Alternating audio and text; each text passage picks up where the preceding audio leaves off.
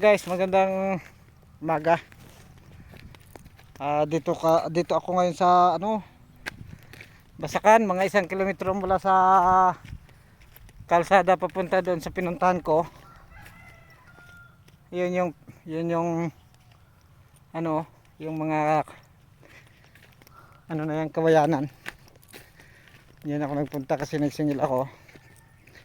1,000 yung singiling ko, pero 500 lang yung binigay dahil wala daw pira. So pinilit natin mga guys na makakabayad siya, kasi yung gasolina ko dito papunta sa kanila 100. 2 beses na ako bumalik, so ibig sabihin 200 na. Ngayon sa 1,000, 800 na lang natira. May punan pa ako doon, kasi ang sabi niya nakarang araw pa nga magbayad, hindi rin nagpadala. Tapos ang sabi pa nga kahapon na naman. So pinuntahan ko kahapon, tapos ang sabi anyway, hindi ako nakapunta kahapon. Ang sabi, nag-chat sa akin na balikan ko ngayon. Di pagbalik ko wala na naman. Hirapan pa ako hagilap. Kaya dito ko siya natagpuan sa may nakaturo ng hornal din pala. Parehas din kami na ng hornal. 350 yung araw niya. Dito ako ngayon naglalakad sa may Basakan, mga guys. Mahirap din ito mga guys yung trabaho ko, kasi minsan yung ibang nagpapalaminate ayaw bumayad, sila pa yung matapang.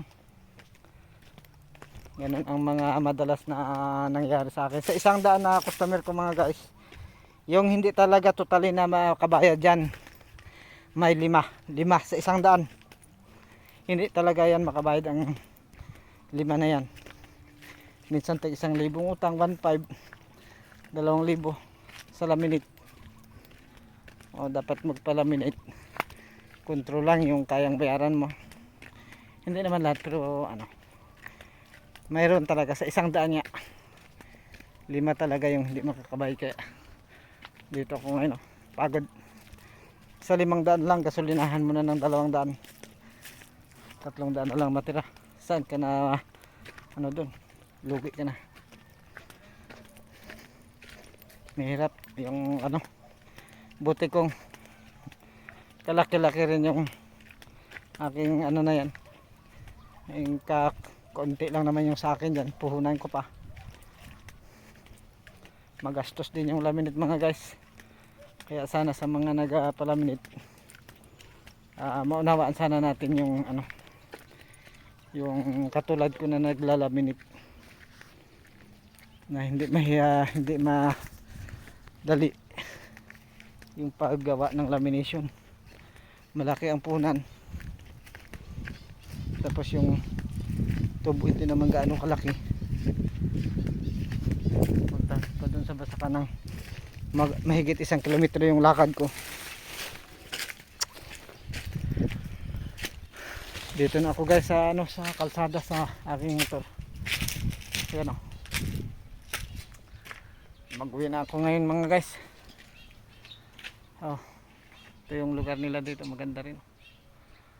Yan. Bye bye na mga guys.